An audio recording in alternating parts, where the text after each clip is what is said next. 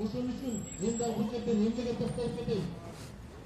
Райымбек Матраевди алып чыгып, муну мына көп жерлерде элдерге айтканбыз. Кылмышкер экенсиңдер, аны жазалай бербе, андан көрө кел, мына сага бир кылмышты кылып алалы. Эгер сен ушуну кылып Кыргызстанды өнүгүү жолуна сала турган болсоң, анда моундай. Эгер сала албай кала турган болсоң, анда камаласың. Ушундай болгон бир чечим коюп, Кыргызды чукуй бербей, Кыргызды көтөрө турган убакыт келеби? Мен бүгүнкү сүйлөйүн деген ушу Кыргыз жөнүндө болуп атат. Мына митингге кимдер чыгып атат? Шайлоолордо кимдер катышып атат? Биз бул жашоодон өтөбүз. Бизге мамлекет калыш керек. Ошон үчүн бүгүнкү күндө мен чакырат элем барын. Бийликтегилерди дагы улам баягы bu Rahim Matраевдин дагы бир нерсеси ушул болду да. Бул киши унчукпайт экен да. Унчукпай диалогко барган сайын бир кишини төөлөп тепсе атат да. Ошон үчүн мен чакырат элем барын. Баарысын мынакей жарандык коом катары эле. Баарысын чакырсын дагы баарына 2 миллиардтан төлөтсүн. Анткени эч ким камалгысы келбейт. Баарысы 2 миллиардтан төлөй турган болсо, өткөндө мына биздин экономисттерибиз эсептеп отурат, карыздан кутулуп болот экенбиз деп. Анан бул жерде жыгаштын жумшагын курт жейт, адамдын жумшагын адам жейт болуп, биз өзүбүз дагы мына эркек балдар дагы Facebook'та ачсаң, бир аял пост жазса, 100 эркек тым жазып атат. Бүт эркектер Facebook болуп кеттик бүт. Анан биз нарыкты жоготтук, улуу кичи жок. Мына Алиге деле, Алиге окшогондорго деле мүмкүн чын айтып атат, мүмкүн калп айтып атат. Бирок эмне бул жерде жашынып жүргөн эч ким жок да. Ачык диалогко келишсе болот беле? Али менен ушул өзү күнөөлөп аткан адамдардын баарын бир кытерге окшогон бир жерге чогултуп алып, диалог кылып сүйлөшүп элге ачык жеткизсе болот беле? Ар ким бүгүнкү күндө эмне болуп атат? Бир кичинекей көрөкат. Ошол бир кичинекей көрөкатты табыш үчүн ар ким ар кайсы проектте иштеп атат. Мына мен өзүм жеке ишкердик кылдым. Ошол ишкердикте менеджер болуш бул өтө оор нерсе. Ишти кылып көргөн киши билет. Биз канча банкрот болуп, канча жолу ордуна келдик. Мен ушу Райымбек Матраев менен сүйлөшүп отуруп, бир нерсесине таң калдым мунун. Мен билбейм анын каяктан эмне урдаганын, кандай эмне иш кылганын, бирок анын күчтүү менеджер экенин. Мына бүгүн президентибизге Бабанов алып кирип атпайбы бир миллиардердин баласын. Бул жерде миллиардерди камап атышпайбы? Буларда миллиардерлердин тааныштары баарысы, булар эми биздин түшүнүүбүз жетпеген бул дүйнөлүк сет да. Ошол нерсенин бүт барын түзүшүп, ошол линияда жүргөн кишилерди алып келип иштетиш керек болчу. Биздин Кыргызстандын экономикасы эмне менен иштейт? Ушу коңшу турган Кытайдын чоң базары менен иштейт. Кытайдын базары жок, бизде бүт кымбатчылык болот. Мына өзүңүздөр көрүп атасыздар, күндө кымбатчылык келди. Анан ошон үчүн мен сиздерден суранат элем. Мынакей жалпы ушул жерде колдоп келгендер дайыма ушундай колдооңуздардан жазбаңыздар. Бирок биз Кыргызстанда ар бир киши чыккан сайын митингге чыга берип, биз мамлекеттүүлүккө коркунуч келтирип баратабыз. Ошон үчүн муну саясий негиздерге салдырып ийбей, мына ушул бүгүнкү болуп аткан митингди бийлик эске алып, анан бир жакшы таянак чыгарат деген үмүттөбүз. Çok rahmat. Birlik Siyasi Partiyasının liderine rahmat. Hurmatlı Elçuk, bir canlı malumat gelip düştü hazır. Men telefonuma zayınt etişti. Bugün düşten keyin Rayımбек Матраевдин sotu karalat eken. 1 May rayonduk sotunda. Азыр бул жерден тынчтык митингибиз бүткөндөн кийин биз жол жүрүш кылып 1-май райондук сотуна барабыз. Ал жерге башка жактан келген дагы талапташтары келет. Мына бүгүн азыр ушул учурда Кара Суу районунда 6000 тегерегинде Райымбектин талапташтары, колдоочулары митинг кылып атат Кара Сууда. Жалал Абадта бүгүн митинг кылып атат. Мына Бишкекте болуп атат. Урматтуу эл журт, бул инсан мына кээ бирки биздин саясатчы шөрөйлөргө караганда сүйлөбөстөн көп унчукпай иш кылган инсан экен. Ошон үчүн унчукпайт экен деп бул кишини кайра камап атышат. Бирок бул инсан үндөгөнү менен унун эли бул инсандан жакшылык көргөн адамдар талапташтары бүгүн чыгууга биз мажбурбуз. Мына коррупция деп атасыздар. Мен айтпайын дедим эле. Мына Али деген баланы эстетип атасыздар. Мен дүйнөнүн 3 жолку чемпиону катары айтып коеюн. Бул Алини мен тааныйм. Жана Алини мен жалакор, жалганчы, аферист деп эсептеймин. Аферист. Мындай батыштан келген агенттердин кичине чыгып, артист болуп кичине жол жүрүш кылып алганы менен чечим чыгарыш керек деп эсептейм. Мына коррупция деп атасыздар. Korupsiya elektrik energetikada жок бүгүн. Korupsiya bir эле бажыда болуп калды. Korupsiya налогыйда, билим берүү тармагында, транспорт тармагында korupsiya жокпу? Эгер мына азыр аталып аткан кичинекей бир шкак окшогон бала, сен korupsiyаны ачам десең, биринчи Атамбаевдин кылган иштерине чыкпайсың беле? Теске киришпейсиң беле билекти туруп? Дача суудагы кансырап, баласын жоготуп, канжытып отурган элди барып карап, ошол жерде айтпайсың беле? Жок. Бул Райымбек Матраимов дегенди жөн менен проект болгон буларга. Райымбек Матраимов дегенди ушундай бир каралап туруп булар мамлекетке будуңчан кылыш үчүн ушул ишти уюштуруда. Мына биз президентибизге кайрылайлы. Садыр Жапаров Нургожоевич ким болгон? Элдин патриоту болгон. Садыр Жапаровду кыйнады. Чөгөлө түштү, алып келип камады. Мына ошол учурда мына ушул жерде биз чыгып Садыр Жапаров Алматыдан келсин деп ушул жерде турганбыз. Ташиевдин мына ГКМдин төрагасы баласын баланы деп алып келип иш козгогондо биз Оштун борборлук аятында чыкканбыз. Мырзакматовду иштетпей атканда чыкканбыз. Биз ар дайым элди баккан, эл үчүн чыккан патриоттордун алдынан чыга беребиз. Патриотторду колдоп чыгабыз биз. Мына бүгүнкү күндө Райымбек Матраимовду азыр менен сот иши болот. Сот бийлигине кайрылайлы. Урматтуу соттор, Кыргызстанда канча төңкөрүш болсо силердин аялардан болуп атат. Азыр биз силерден акыйкатты талап кылабыз. Сот бийлиги Райымбек Матраимовго таза мыйзам негизинде баа бериңиздер. Ал кылмышым болсо жооп берем. Кыргызстандан качкан жокмун. Канча суу атасыңар давление кылдыңар мына. Берген, топтогон, бизнес кылган байлыгымды берем. Элиме керек болсо деп атат. Далилденбей туруп. Мына бүгүн дагы эмне үчүн камап атасыңар? Эгер анда мына бийлик келгенде, элдик бийлик келгенде 6 айдын жүзү болуп атат. Анда эмне үчүн башка чиновниктер мындай суланып түпкөн жатышат? Ошондуктан акыйкат болсун, адилеттүүлүк болсун. Мына азыркы сөздү элдин атынан мына байкеңиз келип турат. Келиңиз. Урматтуу алак журт, мен бүгүн кичине оюмду билдирейин деп чыктым. Үйдө турганбыз, бирок бир туура эмес иштер жасалып аткандыгына чыдабастан элдер менен отуруп, ушундай ой толгой болуп туруп, жок дегенде бир оюбузду массалык маалымат каражаттары аркылуу элге билдирип коелу деп келдик. Биринчиден урматтуу Кыргызстан, биз кайсы жака баратабыз? Кыргызстан акыйкатчылыкты, чындыкты келечекке элге алып берели деген ой менен келип, мына баарыбыз жапырт биргелешип, мына жаштар силер менен бийликти алмаштырдык.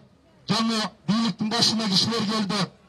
Буларга биздин ишеничибиз өтө чоң. Кудай буйруса, мына келип бийликти баштап иш алып бараткандар жакшы иштерди баштап алга жылып барат. Эми ушул бийлик жаңы келген мезгилде могу Матраимов жөнүндө айта турган болсок, бул кишилерге биз ишеним бергенден Садыр Жапаровдун бизге айткан сөздөрүнө ынанып ишенип барыбыз. айттык.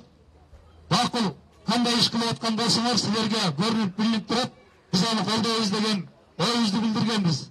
Матраев жөнүндө айттым, мына эл үчүн өзүнүн биздин айткан каражатты төгүп берсин дагы, калган жагын андан ары дагы иш алып баргандай болсун дегенде баарыбыз макулданганбыз. Бирок арадан эле бир канча эл бузарлар чыгып, анын баарын тең жокко чыгарышып туруп азыр айтып атпайбы? Жок, эми каражатты төгүп эле ушун менен тынчып калалы депчи. Бул ишин элдин арасынан бир канча эле эл чыгып атат, адамдар чыгып атат. Аларга биз ишенбешибиз керек. Менин оюмча жакшы алга жылып бараткандан кийин, жакшы тилек ниет менен иш кылып аткандан кийин, биздин мамлекет башчыбыздын айткан сөздөрүн туу тутуп, ошол ишинин айтканын колдоп, биз ага ынанышыбыз керек. Мына азыр Садыр Жапаровдун жасаган иши эл үчүн өтө чоң. Менин алдымда айтып кеткен кишилердин сөзүн угуп отурсак, чындыгында бул кишиге бир ишенип чоң маселелерди тапшырсак боло турган жайы бар экен. Аткарды, унчуккан жок, сүйлөгөн жок, элге окшоп кыйкыруу өкүрүк жасаган жок. Кудайым буйруса ишин колунан көп иш келет экен. Ошондуктан Жапыров колдойлу дагы ал киши мындан ары эл үчүн кызмат кылып берсин. Бирок бул азыркы болуп аткан сот башкалар акыйкат менен чечип берсин. Ал кишинин эгерде ошончолук эле кылган кылык жоругу жаман жактары боло турган болсо, анда сот ошону акыйкат чечсин, көргөзсүн элге. Болбосо мында жабык соттор менен чечип эле калган өзүлөрүнүн ишин аткаргандай болбосун. Ошондуктан дагы бир каалоорубуз, баарыбыз жапырып киришип, оюбузду айтып, элдин атынан ушул болуп аткан сотты бир жакшы акыйкат чечип берсин деген сунушту берели. Укканыңыздар үчүн чоң рахмат. Урматтуу эл журт, азыр бир-эки адамга, эжебизге, анан агайыбызга сөз бергенден кийин жүрүштү баштайбыз. Сотко карап, ага чейин айтып коелу. Урматтуу мекендештер, мына азыр сөзүбүздү айтып атабыз. Биздин бүгүнкү президентибиз Садыр Жапаров 80%ке жакын добуш менен элдин добушунан президент болду. Элдин үмүтү турат. Эгер ушул жолу дагы элдин үмүтү акталбаса, анда Кыргыз элинде дагы стабилдүүлүк бузулат. Мен айтып коеюн, мына массалык маалымат каражаттарынын өкүлдөрү турат. Атамбаевди, Бакиевди, Акаевди, Жээнбековди дагы жанындагы кошоматчылары, сүмбүлдөрү, жанындагы туура эмес маалымат берип кеңеш бергендери жарга апарып тутту. Мына азыркы президентибизди дагы Кудай сактасын. Жанындагы кошоматчылары, сүмбүлдөрү жаман жолго, жаман чечимдерге бурмаса экен деп тилек кылайлы. Кандай дейсиздер? Мына ошон үчүн бүгүнкү күндө Кыргызстан бир гана нерседен кутулуш керек деп ойлойм. Бул кайсыл президент келсе дагы жанында колтугунда жүргөн кошоматчылардан кутулганда Кыргызстан өнүгөт. Ошон үчүн урматтуу эл журт, азыр мына Райымбек Матраимовдун Исмаил ата фондунан боорун, бөйрөгүн, жүрөгүн алмаштырган жетимдер, жесирлер, томолой балдар, студенттер контракттарына жардам берилген, чет өлкөлөрдө канча жардам көргөн фонддордон бизге звонок кылып чыгып жатышат. Бардык кечеги пандемияда Кыргызстандын ар бир айылына жардамдар кирди. Мына биздин өзүбүздүн эле Эрем спорт клубунда Кыргыздын туусун көтөргөн волейболчулар, футболчулар, боксчулар, дзюдо менен машыккандар Кыргыздын желегин көтөрүп келатат. Мен учурунда 2017-жылы Атамбаевка дагы киргенмин. Мына Алмазбек Атамбаев уятса өзү дагы көрүш керек. Ушул биздин Кыргыздын спортун көтөрүштүн алар колдогон эмес. Мына ошол учурда бүгүнкү бийлик башында тургандар Кыргызстандан сыртта калган. Мына ушул учурда Райымбек Матраимов Кыргыздын спортуна, жаштарына билим берүүсүнө өзүнүн салымын кошуп атат. Эми ал кишини кылмыш кылганы жөнүндө мыйзам боюнча далил жок. Эч кандай далилдебей туруп, бүгүнкү күндө макулдеп, келип атса, сурап атса бүгүн канат атышпайбы?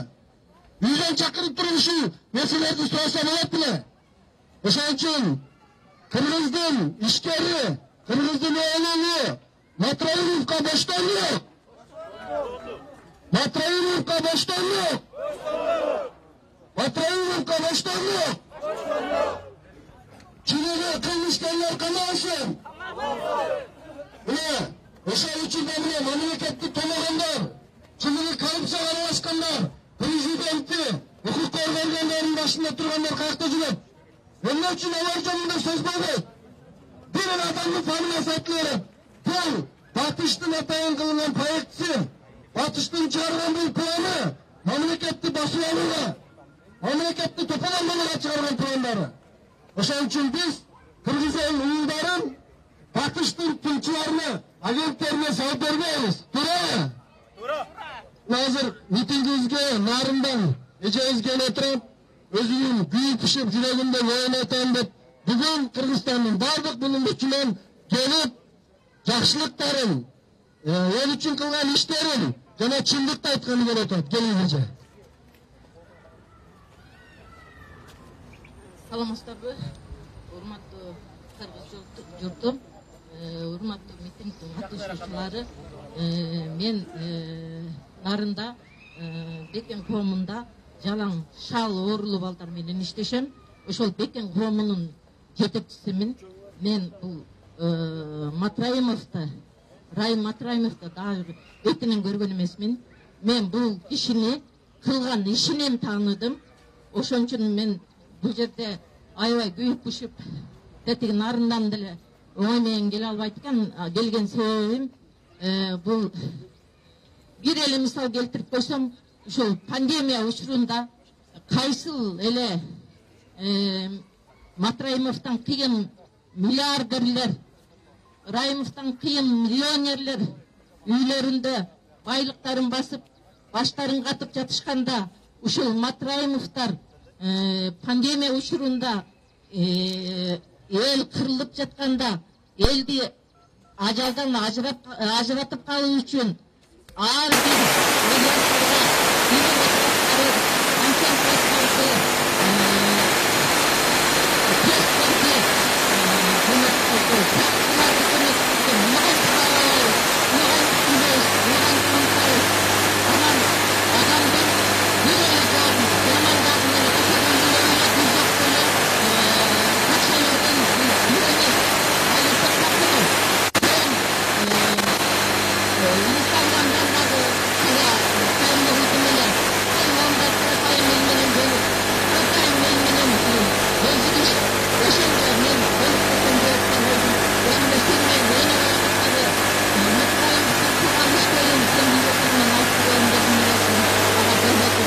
Матраимовдор мен билгенден көп нерсе жасады. Мына Нарын областында реабилитационный центр жок эле.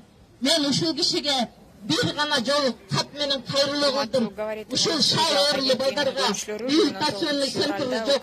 Ушул балдар кыйналып атат, ак сууга барып сандалып атат деп кайрылсам, ошол киши реабилитационный центр курууга макул дедиле. Биздин өзүбүздүн Нарындан ушул реабилитационный центр тура турган күнүн чыккан жок эле. Анан бир жерден мен аябай капа болгонум. Райым Матраим бажыда болгону зам болгон. Анын начальниги Кулматов жөнүндө эмнеге сөз болбойт. Начальниктен уруксаты жок, зам начальник эч бир иш кыла албайт. Эмне үчүн бул жөнүндө сөз кылбайсың Али? Эмне үчүн дача сууда миңдеген адамдардын өмүрү кыйылды. Сен акча жөнүндө кеп салсаң, мен адамдын өмүрү жөнүндө айтайынчы. Канчалаган адамдар элдин алдында бир көпөстүн таянын алдында бөлүнүп калды. Ал жөнүндө эмнеге кеп калбайсың? Тестилик кычкачтар жөнүндө эмнеге кеп калбайсың? Кыргызчасы бир сомго сатылып кетти эле. Аны эмнеге кеп калбайсың? Анан баягы унчукасыңды билип алдым. Уяңа жүрө алдым дегенде Матраимов деле жалынсыле баса кылып эле жамандайсың. Эмне Матраимов элдин кыргыз элине тиешелүү жер сатыптырбы? Же Матраимов элдин денин сатыптырбы? Же чет өлкөдөн келген долларларды сууруптурбу? Бул киши качкан жок. Качып кеткенге толук мүмкүнчүлүгү бар болчу. Кыргыз элим деп, жерим деп качкан жок. Али, сен бир үч элди чогултуп алып, эл менен элди кайраштырба. Кыргыз элине тынчтык керек. Кыргыз элине бүтүнүктүн кереги жок. Мына көрдүңбү? Сенин айыңдан эл, сен элди кошкодуң тыш жапкан. Үйünde ütті айтқан елді қоспадың. Sen болды тоқтап мұндай ойындарыңды. Sen bir uç batışçılдар Kırgız elinin тыныштығын бұзбағыла. Мен senden дағы ene қатары сұранып кететелем. Егер де sen bilmesen, Матраевовтар жетім балдарды білімді қылып, білімді қылып оқытышы атышат. Чет мемлекеттен операция болчу, жетім жесірлерді операция жазатып келіп атап. Sen neni kılıp koydun, ne için işlerdi çağıldırbaysın? Bir böpke öyle matır jaman, matır urul deysin. Eme Kırgızistan'da canım soğuru matır eken. Ondan bir yürümesin, ne atarsın? Ne atarsın? Senin yüzünü çok parasın. Ne onu atarsın? Ağzı adamın özünü tutmaya da bunu sözle gözünden tutmuşsun. Sen Allah'ın kırıklarında birbirinin paylaştın.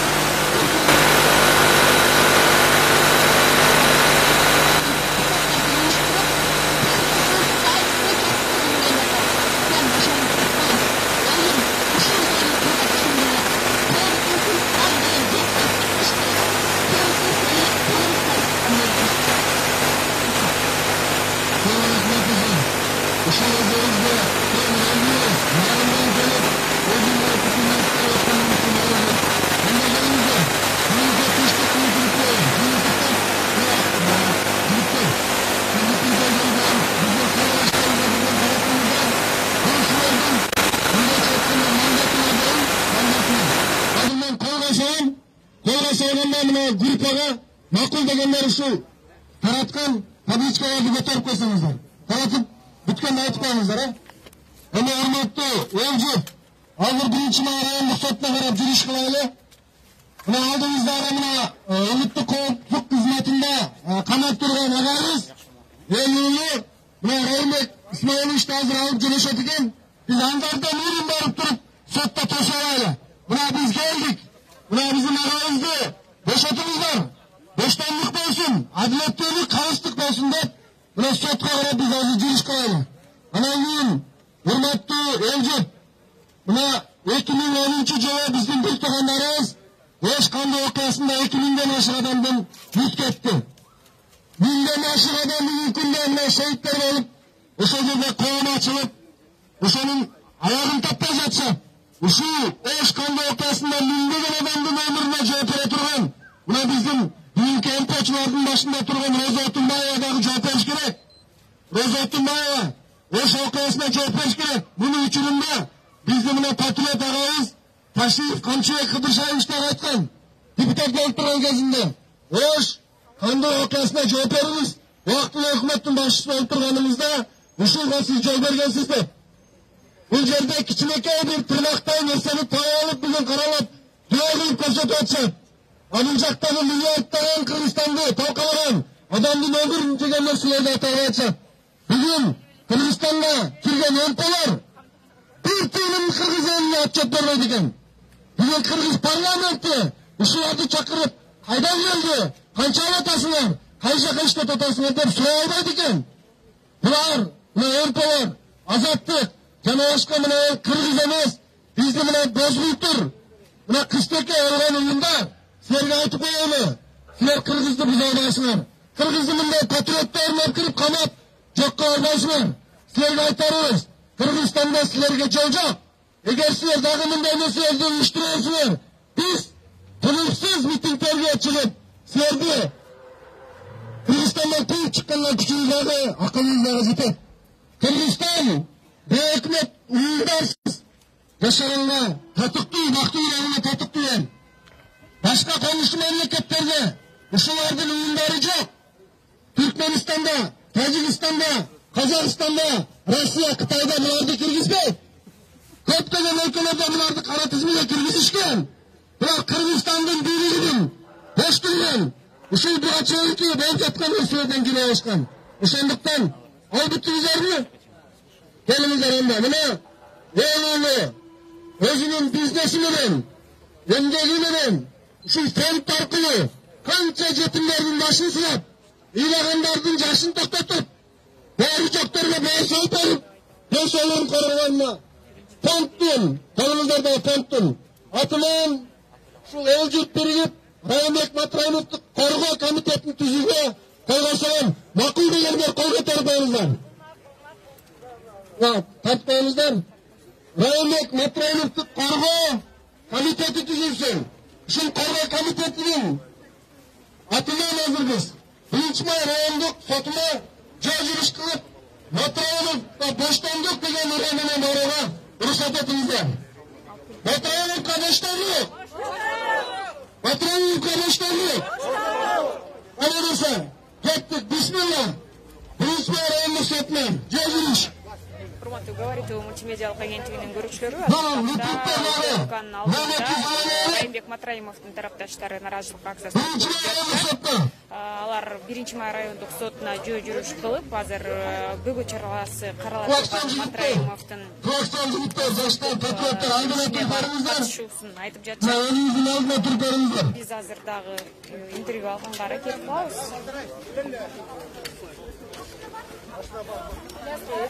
Элнураев, комментарий берип коебузбу кыскача? Аласкат.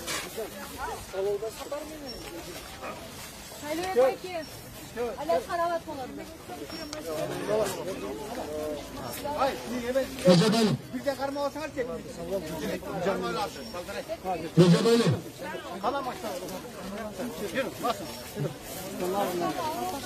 Mına kollarları, kol götürmen, balıkçılarını karmalarımızdan, abi sotka varganda da işletiyoruz. Dilekçemde girgizden, dilek götürmen cibitten, izleyicimizden. Girgizden. Hocam ama. Alısaf. Hürmetli. Rayında işlemişte kalmaktan tovattaşlar, sotka girgizden. Alım sotka aktar. O yüzün aldığından çıkıyoruz. Ölçücük. Hocam hani onu fraktan olmasın ona.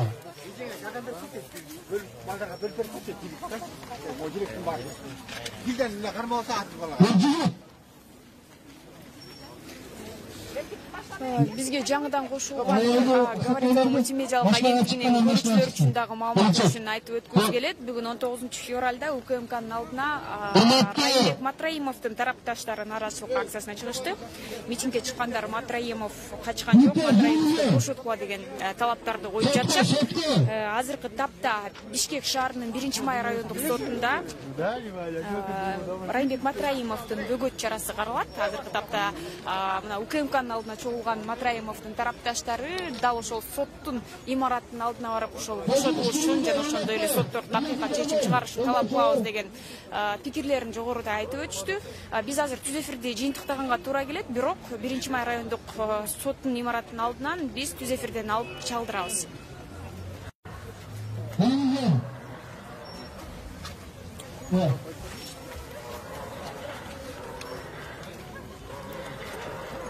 Recep Hanım, önce önüne geç.